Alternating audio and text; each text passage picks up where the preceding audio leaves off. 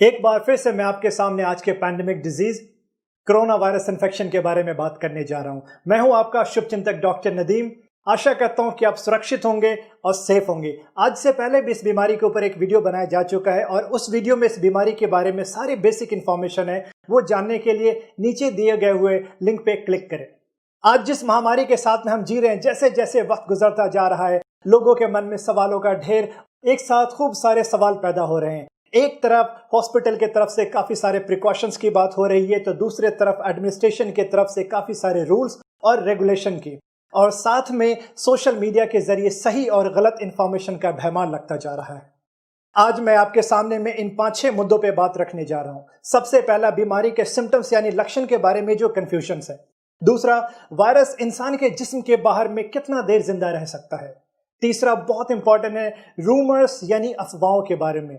चौथा, immune system को strong बनाने वाले न्यूट्रिशन के बारे में। पांचवा, इस बीमारी से लड़ने वाली दवाओं और रिसर्च के बारे में। और आखिरी में आइसोलेशन यानी लॉकडाउन के बारे में।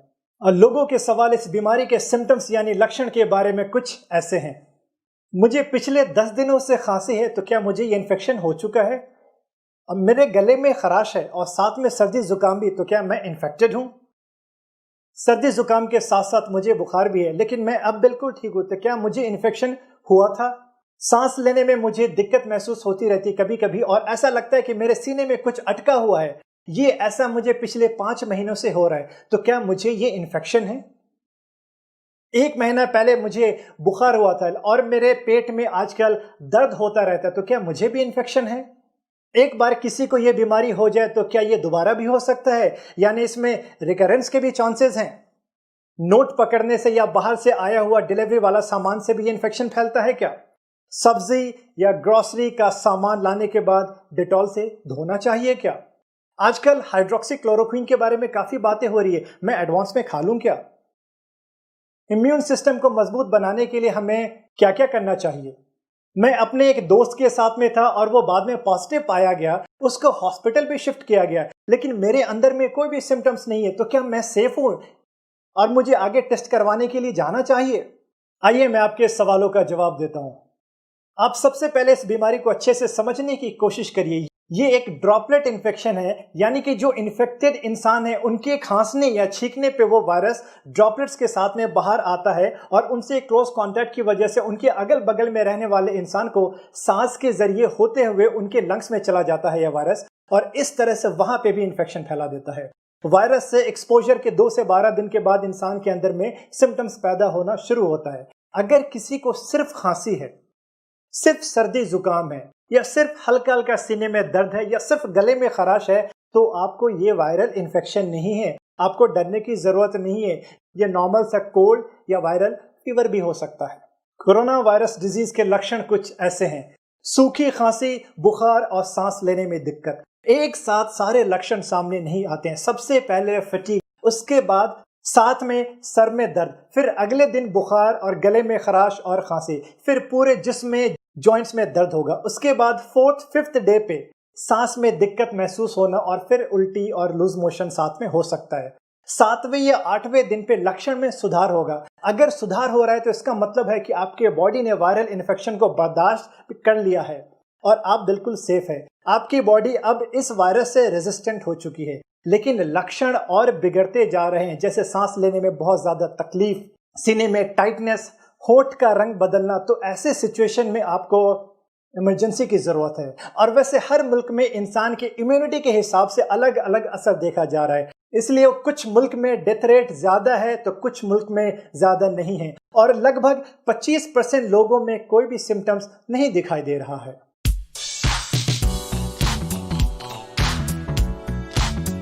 एक बार किसी को यह बीमारी हो जाए तो क्या दोबारा भी हो सकता है, यानी इसमें रिकरेंस के भी चांसेस हैं।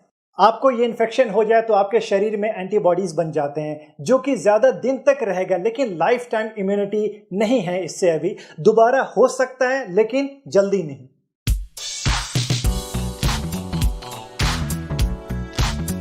नोट पकड़ने से या बाहर से आया हुआ डिलीवरी वाला सामान से भी ये इन्फेक्शन फैलता है क्या, या ये वायरस हवा में भी रह सकता है क्या?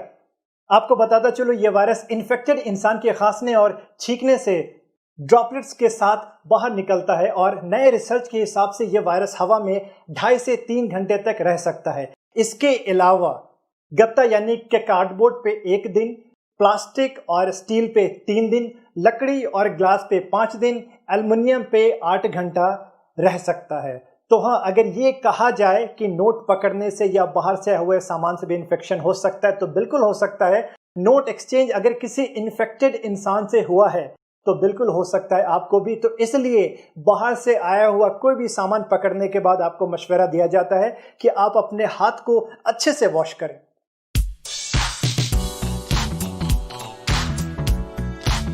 सब्जी या ग्रोसरी का सामान लाने के बाद डेटॉल से धोना चाहिए क्या?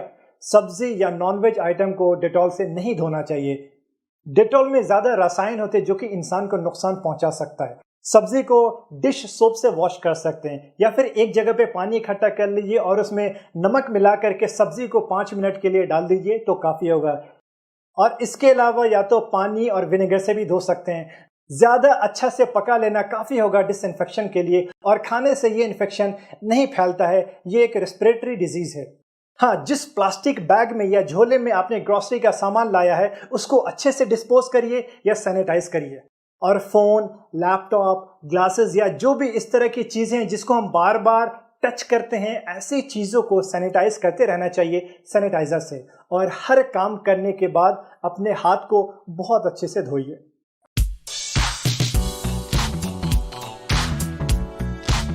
आजकल हाइड्रोक्सीक्लोरोक्वीन के बारे में काफी बातें हो रही है। मैं एडवांस में खा लूं क्या? हाँ, इस पे रिसर्च जारी है। ये मलेरिया को ठीक करने वाले दवाओं में से एक है। इम्यूनोमॉड्यूलेटर की तरह यह दवा काम करता है, लेकिन इसका सक्सेस रेट सिर्फ 40% लोगों में ही देखा गया है। और साथ में जिसको भी दिल की बीमारी है उनके लिए यह दवा बहुत ज्यादा नुकसानदेह है। आपने सुना होगा न्यूज में कि एक बंदे ने हाइड्रोक्सीक्लोरोक्वीन खाया और खाते ही मर गया। तो बिना डॉक्टर के मशवरे से आपको यह दवा बिल्कुल भी नहीं खाना है। डॉक्टर आपको अच्छे से जांचने के बाद ही कोई दवा प्रिस्क्राइब करेगा।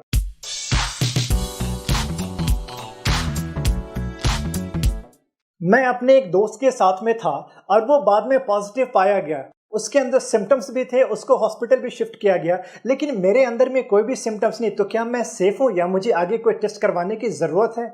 जी हाँ, ज्यादा चांसेस हैं कि आप भी इन्फेक्टेड होंगे। अगर आपके अंदर सिम्टम्स नहीं हैं तो प्लीज अपने आप को 2 हफ्ते के लिए आइसोलेट कर लीजिए। आप किसी के कांटेक्ट में मत जाइए। सोशल डिस्टेंसिंग सबसे मेंटेन करिए। जो सामान आप यूज कर रहे हैं उसको दूसरों को मत छूने दीजिए। अगर सिम्टम्स आते हैं तो प्लीज हेल्पलाइन नंबर पे फोन करके इन्फॉर्म करिए। हेल्थ केयर के लोग आपको सही वक्त पे सही मशवरा देंगे और जरूरत पड़ेगी तो आपको जांचने के लिए आपके घर पे भी आ जाएंगे।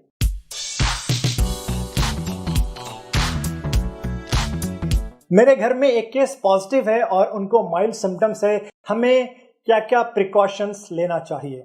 हॉस्पिटल में जांच हो चुका है और पॉजिटिव हैं। माइल्ड सिम्टम्स या ना के बराबर सिम्टम्स होने की वजह से ही डॉक्टर ने उन्हें होम आइसोलेशन के लिए मशवरा दिया है। तो आप उनके लिए एक रूम और वॉशरूम बिल्कुल अलग कर दीजिए। जो पेशेंट है उनको लगातार मास्क पहनना चाहिए और मास्क गीला होते ही बदल लेना चाहिए। उनके लिए इस्तेमाल का सारा सामान अलग होना चाहिए। फैमिली के अंदर भी सबसे सोशल डिस्टेंसिंग मेंटेन करिए। जिस प्लेट या ग्लास का इस्तेमाल वो करते हैं उनको अच्छे से वॉश करिए, ग्लव्स पहन के, और वो भी डेटॉल के पानी से। आप जब भी उनको सर्व करने जाएं दवा, पानी या खाने के लिए, तो प्लीज आप भी ग्लव्स और मास्क अच्छे से पहन के जाइए। बाद में अच्छे से ग्लव्स एंड मास्क को डिस्पोज करिए और अपने आप को सैनिटाइज करिए। आप अपने घर पे भी उनके बॉडी टेम्परेचर को लगातार देखते रहिए। बीच बीच में सिम्टम्स अगर ज्यादा बढ़ रहा है या सांस लेने में तकलीफ हो रही है तो प्लीज हॉस्पिटल को इन्फॉर्म करिए या हॉस्पिटल लेके जाइए। साथ में इस बात का भी ख्याल रखिए कि पेशेंट के साथ ऐसा बर्ताव मत करिए कि उनको डिस्क्रिमिनेशन जैसा फील हो, यानी कि उनको भेदभाव ना लगे। ऐसे सिचुएशन पे मरीज को भी और हेल्दी इंसान को भी समझने की जरूरत है कि अभी जो भी हो रहा है वो वक्त की नज़ाकत है और सिर्फ 2 से 3 हफ्ते की बात है।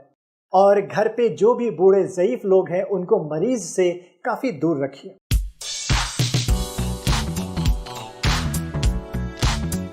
आज के टाइम जिनका इम्यून सिस्टम वीक है या कमजोर है उन पे ये वायरल इन्फेक्शन का ज्यादा असर पड़ रहा है और वो लोग हाई रिस्क में काउंट होते हैं।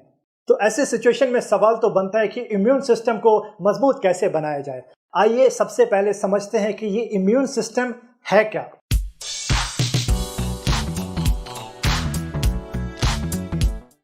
ये ऑर्गन्स, सेल्स और प्रोटीन्स का एक नेटवर्क है। इम्यून सिस्टम हमारे शरीर का एक नेचुरल सपोर्ट सिस्टम है जो हमें जर्म्स, बैक्टीरिया, वायरसेस और माइक्रोब्स से सेफ रखता है। हमें कोई भी बीमारी होनी होती है तो सबसे पहले ये खुद फाइट करता है, और अगर ये हार जाए तो हमें बाहर से दवाओं की जरूरत पड़ती है। आपने देखा होगा कि फ्लू का सीजन है और एक ही फैमिली में कुछ लोगों को आसानी से कोल्ड हो जाता है और एक दो लोगों को ये इन्फेक्शन नहीं होता है। तो ये सब इम्यून सिस्टम का खेल है।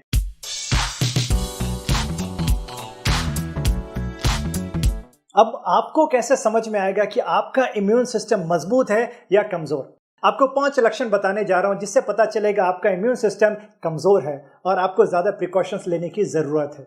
एक इंसान को अगर बहुत जल्दी से कोल्ड हो जाए, बहुत आसानी से कोल्ड हो जाए, आपने देखा होगा कि कुछ लोगों को सालों भर सर्दी जुकाम है। आपको बताता चलूं कि एक नॉर्मल और एवरेज हेल्दी इंसान को एक साल में सिर्फ 2 से 4 बार ही सर्दी जुकाम होता है। सर्दी जुकाम नॉर्मली 3 से 4 दिन में ठीक हो जाता है, लेकिन अगर किसी को 8 से 10 दिन या उससे ज्यादा लग रहा है ठीक होने में, तो इसका मतलब उनका इम्यून सिस्टम थोड़ा कमजोर है। नाक का अक्सर सूखा रहना यानी कि ड्राई नोज आपका गीला है तो इसका मतलब म्यूकस सिक्रीशन सही हो रहा है। ये म्यूकस जर्म्स, बैक्टीरिया को आसानी से पकड़ लेते हैं और सही डायरेक्शन में डिस्पोज कर देते हैं। अगर लगातार सूखा रह रहा है आपका नोज तो इम्यून सिस्टम के कमजोर होने की निशानी है ये। आपको कोई भी इंजरी हो जाए ब्लेड से या शीशे से या कोई भी जख्म हो जाए तो उसको हील होने में या ठीक होने में ज्यादा वक्त लग रहा है, और जरा सा काम करके जल्दी थक जाना और ऐसा लगता है कि जैसे जिस्म में ताकत ही नहीं है और कोई भी काम करने का मन नहीं होता है, स्टैमिना बिल्कुल भी नहीं है और हमेशा सोने का मन कर रहा है, तो इसका मतलब इम्यून सिस्टम आपका कमजोर है।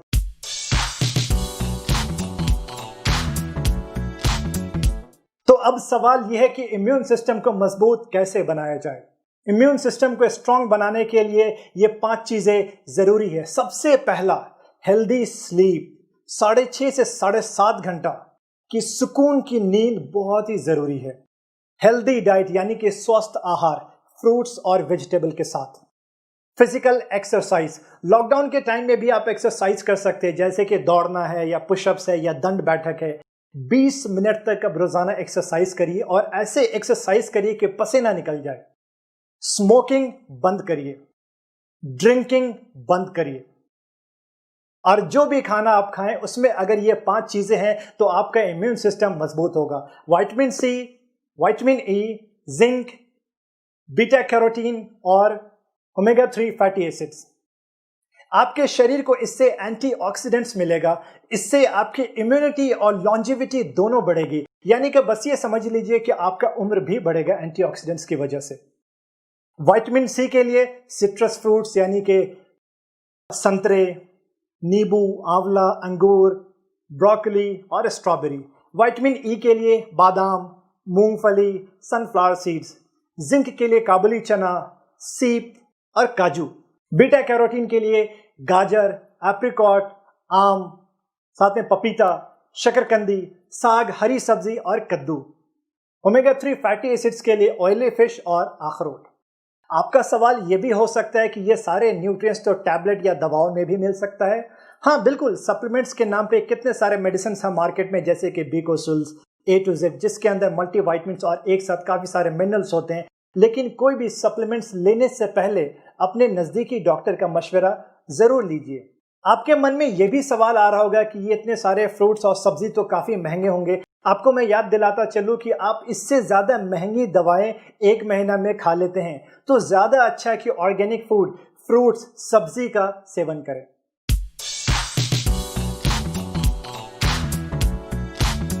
आज इस बीमारी की वजह से जो रूमर्स और अफवाहें हैं, मैं अब उनके बारे में बात कर रहा हूं।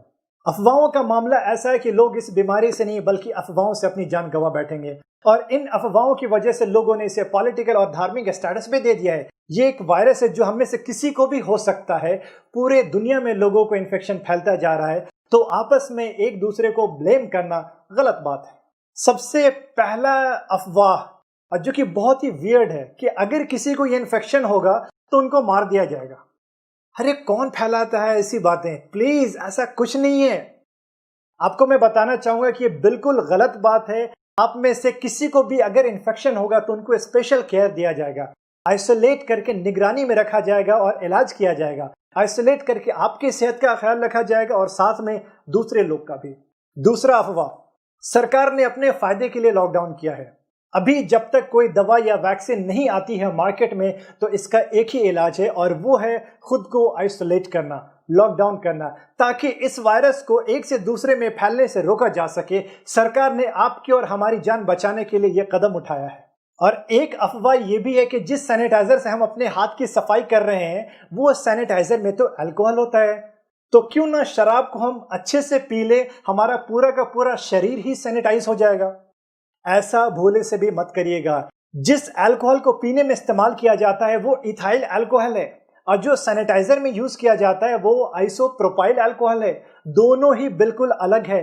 सैनिटाइजर को जबान पे लगाना आपके लिए नुकसानदेह होगा और अल्कोहल यानी शराब पीने से इम्यूनिटी और भी कम हो जाएगी, जिससे इन्फेक्शन का चांस और ज्यादा बढ़ जाएगा। अभी 5 दिन पहले का न्यूज़ है आंध्र प्रदेश में किसी एक जगह पे कि एक शराबी आदमी जिसको शराब नहीं मिला लॉकडाउन की वजह से, तो उसने डिप्रेशन में आकर के सैनिटाइजर ही पी लिया और वो मर गया। ईरान में एक अफवाह उड़ गया था कि मीथेनॉल पीने से कोरोना वायरस का इलाज हो जा रहा है और उसकी वजह से बहुत सारे लोगों ने मिथेनॉल पी लिया और जिसकी वजह से 2800 लोग बहुत सीरियसली बीमार पड़ गए और 350 लोगों की मौत हो गई। मिथेनॉल के बारे में आपको बताता चलूं कि ये अल्कोहल का एक पॉइजनस फॉर्म है। इसका इस्तेमाल पाइपलाइंस में antifreeze, glass cleaner, fuel यानी कि ईंधन, डीनेचर्ड अल्कोहल और स्पिरिट बनाने में किया जाता है। अगर मिथेनॉल को कोई इंसान 25 से 90 मिलीलीटर पी ले तो उसके लिए ये जानलेवा साबित हो सकता है। इसका सिर्फ 10 से 15 मिलीलीटर इंसान को पूरी तरह अंधा बना सकता है। एक और न्यूज़ है मार्केट में कि लहसुन यानी कि गार्लिक को पानी में बॉईल करके पीने से इसका इलाज हो सकता है। लहसुन खाने से इम्यून सिस्टम स्ट्रांग होता है, ये बिल्कुल सही बात है, लेकिन इसका इस इन्फेक्शन के इलाज से कोई लेना देना नहीं है। अभी कोई भी हर्बल मेडिसिन नहीं बनाया गया है। और सबसे ज्यादा अफवाह जो उड़ रहे हैं वो दवाओं के बारे में। आयुर्वेदिक वालों ने इसका इलाज ढूंढ लिया है। इस बात को आयुर्वेदिक के हेड डिपार्टमेंट से भी कंफर्म किया गया और उन्होंने साफ कहा है कि हमने ऐसा कोई भी क्लेम नहीं किया है। और कितने लोगों ने जड़ी बूटियों से नई दवा बना के बेचना भी शुरू कर दिया है और लोगों ने खरीदना भी शुरू कर दिया है। क्लोरोक्विन और हाइड्रोक्सी क्लोरोक्विन इसका पक्का इलाज है। आपको जैसे मैंने हाइड्रोक्सी क्लोरोक्विन के बारे में बताया कि ये एक मलेरिया के इलाज करने वाली दवा है जो कि इम्यूनोमॉड्यूलेटर की तरह इंसान के जिस्म में काम करता है और अभी भी इस पे रिसर्च जारी है। ये एक पोटेंशियल मेडिसिन है, इसका इलाज में काम आ सकता है फ्यूचर में, लेकिन इसका सक्सेस रेट अभी सिर्फ 40% लोगों में देखा गया है, सभी में नहीं। और जिनको भी दिल की बीमारी है उनके लिए जानलेवा है। अभी इसको अप्रूव नहीं किया गया है। हाइड्रोक्सी क्लोरोक्विन के नाम पे काफी सारी फेक दवाएं बनाई जा रही, काफी सारी नकली दवाएं बनाई जा रही है और लोग इससे मिलियंस का बिजनेस भी कर रहे हैं। इन नकली दवाओं की वजह से लोगों के सेहत पे काफी असर पड़ रहा है।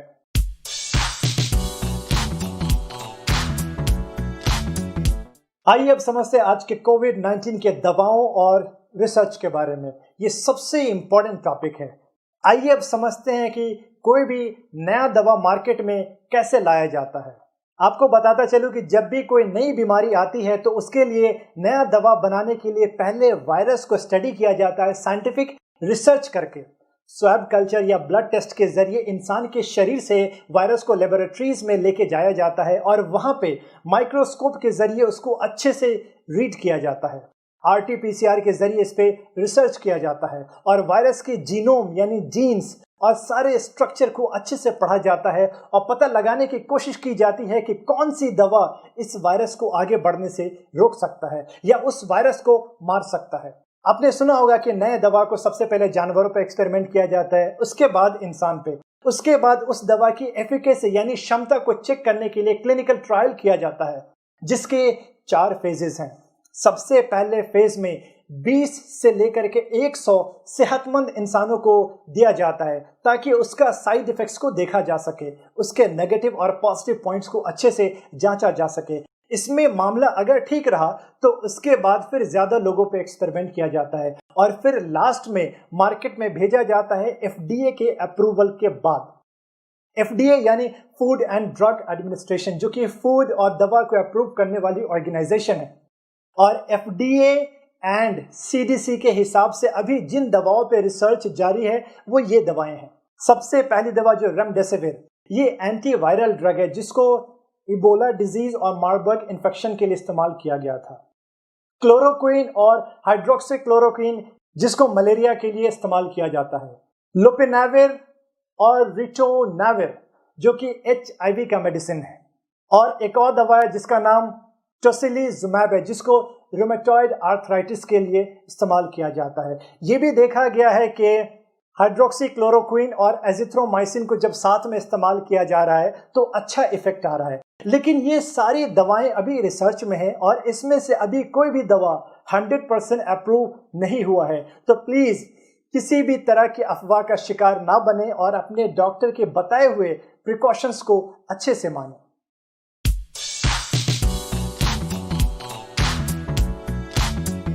अब ये वायरस का इंडिया पे क्या असर पड़ रहा है? इंडिया में अच्छी बात यह है कि वेस्टर्न मुल्कों के मुकाबले यहाँ के लोगों की इम्यूनिटी थोड़ी मजबूत है, इसलिए ज्यादा केसेस अभी सामने नहीं आ रहे हैं। नेगेटिव बात यह है कि हमारे पास ज्यादा लोगों का टेस्ट नहीं हो रहा है। उसकी वजह यह है कि हमारे पास उतनी सुविधा और उतने रिसोर्सेज नहीं है। और पैरामीटर चेक करके देखेंगे तो आपको पता लगेगा कि यहाँ पे टेस्ट के मामले में हम लोग काफी पीछे हैं। 1 मिलियन यानी 10 लाख की आबादी पे सिर्फ 109 लोगों को टेस्ट किया जा रहा है, जो कि दूसरे विकसित मुल्कों के मुकाबले में बहुत ही कम है।